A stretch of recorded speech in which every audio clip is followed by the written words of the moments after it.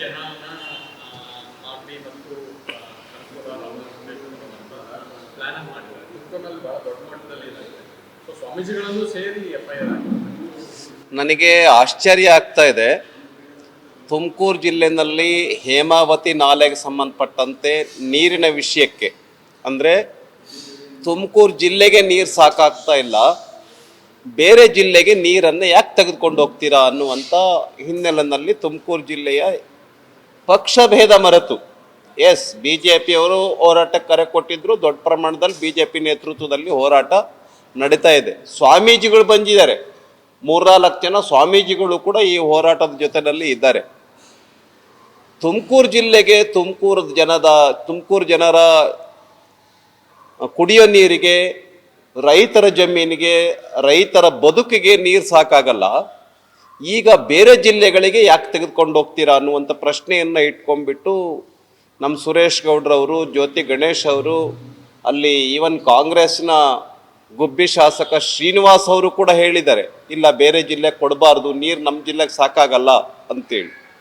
ಆದರೆ ಸರ್ಕಾರ ಹಠಮಾರಿತನದ ಧೋರಣೆಯಿಂದ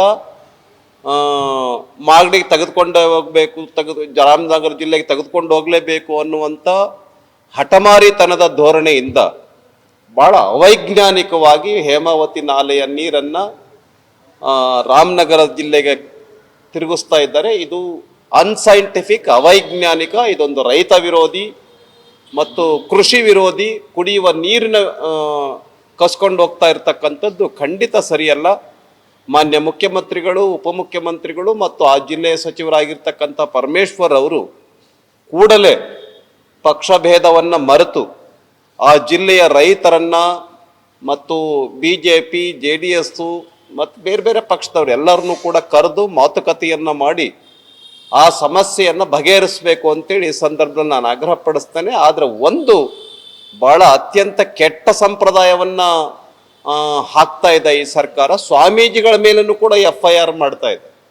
ನೋಡಿ, ಸ್ವಾಮೀಜಿಗಳು ಅವರೇನು ಚುನಾವಣೆಗೆ ನಿಂತ್ಕೊಳ್ಬೇಕಾಗಿಲ್ಲ. ಅಲ್ಲಿ ಅವರು ರೈತರಿಗೆ ಒಳ್ಳೆಯದಾಗಲಿ, ತುಮಕೂರು ಜಿಲ್ಲೆಯ ಜನರಿಗೆ ಒಳ್ಳೆಯದಾಗುವಂಥ ದೃಷ್ಟಿಯಿಂದ ಹೋರಾಟಕ್ಕೆ ಬಂದಿದ್ದಾರೆಯೇ ವಿನಃ ಬೇರೆ ಕಾರಣದಿಂದಲ್ಲ.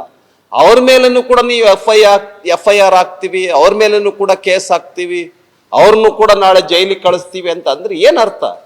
ಸರ್ಕಾರ ಯಾವ ದಾರಿಯನ್ನು ತುಳಿತಾ ಇದೆ? ಸರ್ಕಾರಕ್ಕೆ ಬುದ್ಧಿಭ್ರಮಣಿಯಾಗಿದೆಯಾ ಅನ್ನೋ ಪ್ರಶ್ನೆಯನ್ನು ನಾನು ಈ ಸಂದರ್ಭದಲ್ಲಿ ಕೇಳೋದಕ್ಕೆ ಬಯಸ್ತೇನೆ. ಮಾನ್ಯ ಮುಖ್ಯಮಂತ್ರಿಗಳು ಭಾಳ ಅನುಭವಿ ಮುಖ್ಯಮಂತ್ರಿಗಳಿದ್ದಾರೆ. ಕೃಷಿ ಗೊತ್ತು, ನೀರಾವರಿ ಗೊತ್ತು, ಎಲ್ಲ ವಿಷಯಗಳು ಕೂಡ ಗೊತ್ತು DK ಶಿವಕುಮಾರ್ ಅವ್ರಿಗೂ ಕೂಡ.